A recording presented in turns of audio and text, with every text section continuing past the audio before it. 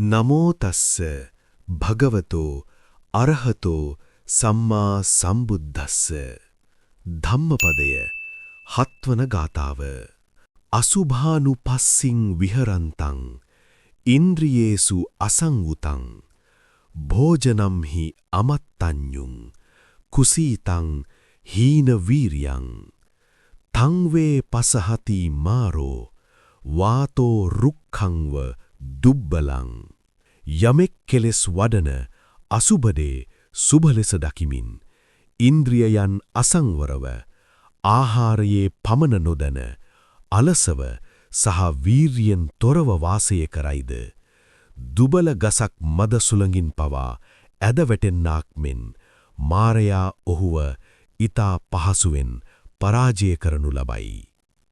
රැඳෙන්න අප සමග සැමට තෙරුවන් සරණයි.